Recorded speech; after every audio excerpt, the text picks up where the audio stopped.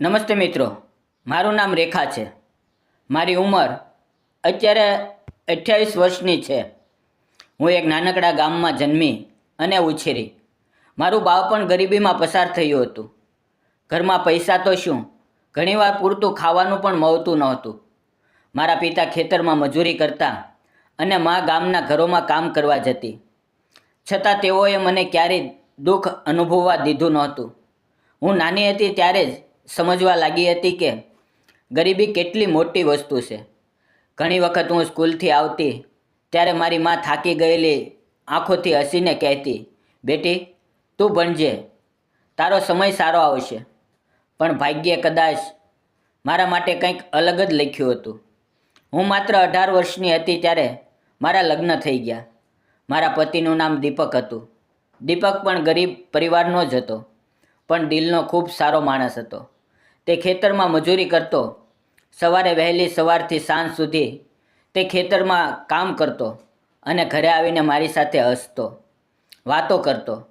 ગરીબી હોવા છતાં અમારા ઘરમાં પ્રેમ હતો. થોડા વર્ષ પછી અમારા ઘરમાં એક નાનકડી પરીની આવક થઈ. અમારી દીકરી પિંકી જન્મી. તે દિવસ મારી જિંદગીનો સૌથી ખુશીભર્યો દિવસ હતો. દીપક તો એટલો ખુશ હતો કે આખા ગામમાં મીઠાઈ વહેંચી. તે કહેતો, મારી દીકરી રાજકુમારી બનશે. જીવન ધીમે ધીમે આગળ વધી રહ્યું હતું. ગરીબી હતી પણ આશા પણ હતી. પણ એક દિવસ એવો આવ્યો કે મારી આખી દુનિયા તૂટી પડી. તે દિવસ સાંજે મને આજે પણ યાદ આવે છે તો હૃદય કંપી જાય છે. દીપક હંમેશાની જેમ ખેતરમાં કામ કરવા ગયો હતો. બપોર પછી ગામમાં અચાનક હાહાકાર મચી ગયો. કોઈ દોડીને મારા ઘરે આવ્યું અને કહ્યું કે દીપકને સાપ કરડી ગયો છે. હું ગભરાઈને ખેતર તરફ દોડી ગઈ. ત્યાં દીપક જમીન પર પડેલો હતો. લોકો તેને બચાવવાનો પ્રયત્ન કરી રહ્યા હતા, પણ બધું વ્યર્થ હતું. થોડા સમય પછી ડૉક્ટરે કહી દીધું કે હવે તે નથી રહ્યો. તે ક્ષણે મને લાગ્યું કે મારી દુનિયા જ ખતમ થઈ ગઈ. હું એકલી પડી ગઈ હતી. મારી ગોદમાં નાની પિંકી હતી અને આગળ આખું જીવન પડ્યું હતું. ગામના લોકો થોડા દિવસ સહાનુભૂતિ બતાવીને પોતાના કામમાં લાગી ગયા, પણ મારી મુશ્કેલીઓ તો હવે શરૂ થઈ હતી. મારે જીવન ચલાવવું હતું, દીકરીને ઉછેરવી હતી. તેથી મેં ગામના મુખીદાદાની વાડીમાં મજૂરી કરવાનું શરૂ કર્યું. દરરોજ સવારે પિંકીને લઈને હું વાડીમાં જતી. ત્યાં રીંગણા તોડવા, ભીંડો ઉતારવો, શાકભાજી એકઠું કરવું, એવા કામ કરતી. ગરમી હોય કે વરસાદ, કામ તો કરવું જ પડતું. ક્યારેક થાકથી શરીર તૂટી પડતું, પણ મારી દીકરીનો ચહેરો જોઈને ફરી મને હિંમત આવી જતી. ગામના કેટલાક લોકો મને દયા સાથે જોતા, તો કેટલાક લોકો પાછળથી વાતો પણ કરતા. વિધવા હોવાનો ટેગ સમાજમાં કેટલો ભારે હોય છે એ મને ત્યારે સમજાયું. ઘણીવાર મને લાગતું કે શું મારી જિંદગી હવે આવી જ રહેશે? શું હું આખી જિંદગી આ રીતે સંઘર્ષ કરતી રહીશ? એક દિવસ વાડીમાં કામ કરતી હતી ત્યારે ખબર પડી કે મુખીદાદાનો છોકરો શહેરમાંથી આવ્યો છે. તેનું નામ સુરેશ હતું. સુરેશ શહેરમાં દુકાન ચલાવતો હતો અને ઘણા વર્ષોથી ગામમાં આવ્યો નહોતો. તે દિવસે હું અન્ય મજૂરો સાથે શાકભાજી તોડી રહી હતી ત્યારે સુરેશ વાડીમાં આવ્યો. તેણે બધાને નમસ્તે કરી અને કામ વિશે પૂછ્યું. જ્યારે તેની નજર મારી પર પડી ત્યારે તેણે માત્ર એટલું પૂછ્યું, તમને કામમાં કોઈ મુશ્કેલી તો નથી ને? તેની બોલવાની રીતમાં માન હતું. આગળના દિવસોમાં સુરેશ ઘણીવાર વાડીમાં આવતો. તે મજૂરો સાથે સામાન્ય રીતે વાતો કરતો, પરંતુ તેની નજરમાં ક્યારેય અહંકાર નહોતો. ધીમે ધીમે તે મારી દીકરી પિંકી સાથે વાતો કરવા લાગ્યો. પિંકી નાની હતી પણ ખૂબ ચંચળ હતી.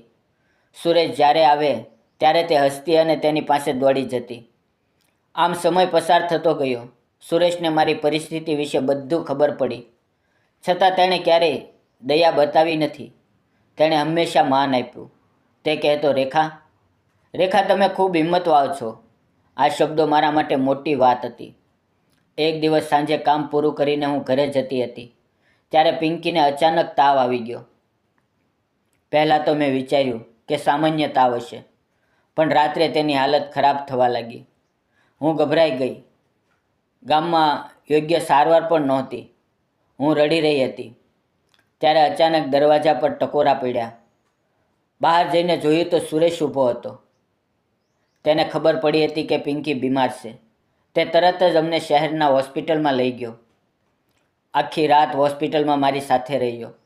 ડૉક્ટરે કહ્યું કે જો થોડું મોડું થયું હોત તો હાલત ગંભીર બની શકતી હતી. તે દિવસ સુરેશ ન હોત તો કદાચ હું મારી દીકરીને ગુમાવી બેઠી હોત. પિંકી ધીમે ધીમે સાજી થઈ.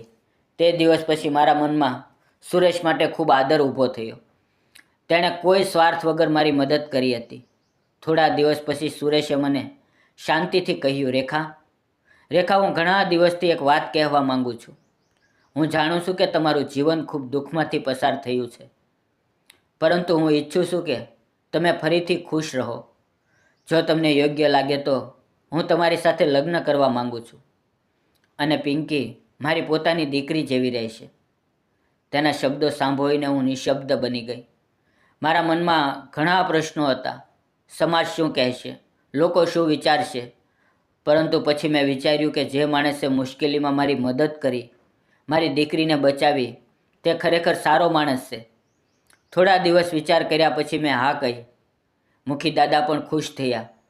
ગામમાં સાદાઈથી અમારા લગ્ન થયા. કોઈ ધામધૂમ નહોતી, પણ દિલમાં શાંતિ હતી.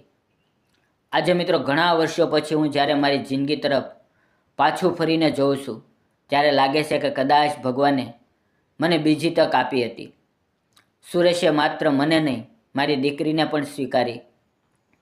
આજે પિંકી તેને પપ્પા કહીને બોલાવે છે, અને તેના ચહેરા પર જે ખુશી છે તે જોઈને મને લાગે છે કે મારી તમામ પીડા વ્યર્થ નહોતી.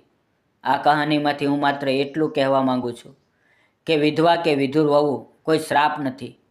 જીવનમાં દુઃખ આવે છે, પરંતુ એનો અર્થ એ નથી કે ખુશીનો દરવાજો સદાકાળ માટે બંધ થઈ જાય. દરેક વ્યક્તિને ફરીથી પ્રેમ અને સન્માન સાથે જીવવાનો અધિકાર છે.